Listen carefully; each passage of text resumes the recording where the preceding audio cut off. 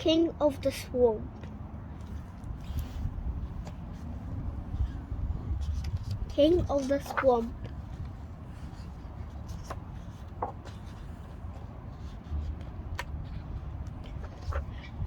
The swamp was quite dark and the swamp was quite dank, and due to the mud, the swamp really quite stank. McDuckley lived quietly all on his own and dreamed of transforming his muddy swamp home. He had a neat garden which had a neat wall. Each year he grew orchids, some large and some small. Some flowers were spotted, some flowers were plain. McDuckley, he cherished them all just the same. One day, as he tended tiny new bud, he heard lots of someone's all right through the mud.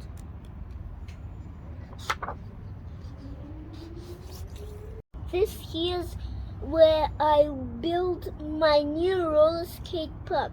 All concrete, it's all 'cause it's stinky and dark. Oh, look over there at that strange swampy thing. Yes, you, stinky creature, brought down to your king. The king and his minions all started to laugh. All called for my butler to give it a bath. No, cried McDuckley. This orchid will die. He wrung both his hands and he stammered a cry. If you could just look at the beauty, the grace, you'd see that the swamp is a magical place.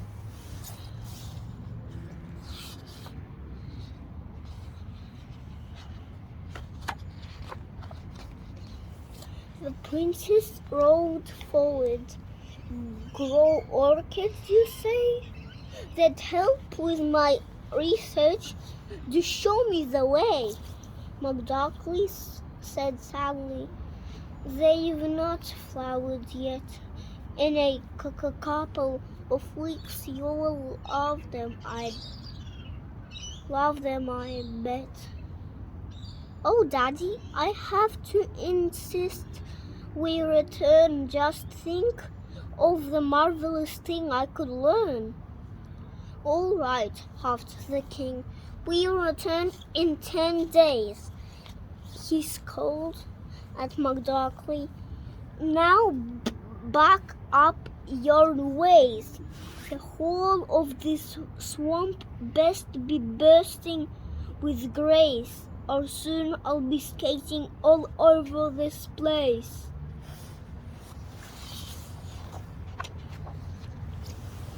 The next day, McDuckley was up before dawn. He rubbed at his eyes and he stifled a yawn. He gathered the plants and the tools he would need. His swamp was at stake, so he had to succeed. He shoveled the mud till his shoulders were sore, then shoveled and planted and shoveled some more.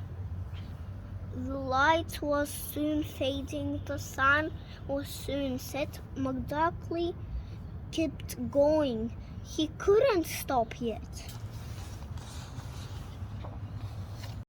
He worked without ceasing, and time flew so fast that quickly he found that his 10 days had passed. But as he was singing his flowering song, he spotted a something that didn't belong. Right there on the leaf of a small prickly shrub, he spotted a tiny and furry green grub. McDuckly was panicked, but what could he do? He thought for a moment and then he said shoo. But just as he lifted it off with his paw, he looked all around and he saw there were more. His stomach was churning. He felt rather sick. He had to do something and do something quick. He tried to remove them as fast as he could, but there were so many. It didn't look good. His flowers were eaten in one single night. Nothing was left, no, not one single bite. His swamp would be lost, and he tried not to cry. He knew he had failed, and he howled at the sky. Horses and riders returned the next day, and McDuckly said nothing, for what could he say? But just as the king was guffawing in glee, the princess exclaimed, "Oh my good gracious me! Why, look at the beauty and look at the grace. This really is quite the most magical place."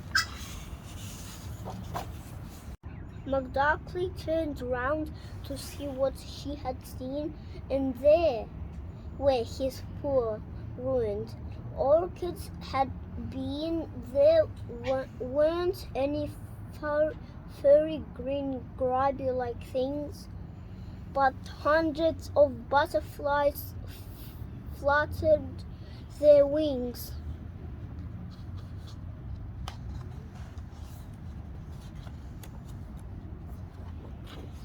The princess excitedly made a decree. "This place from now on it is protected by me. This swamp is the first of my nature reserves. McDuckly will run it. It's what he deserves." McDuckly stood silent. Inside his heart soared. He knew he had rescued the swamp he adored.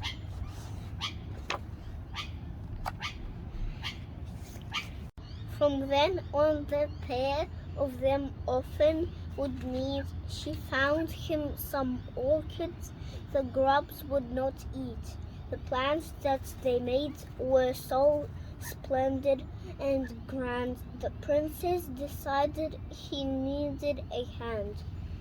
It turned out the king had some butlers to spare. In fact, before long she had him working there. The swamp was still dank, but no longer so dark. It never became the king's roller skate park. McDuckly had proven that beauty and grace can sometimes be found in the stinkiest place.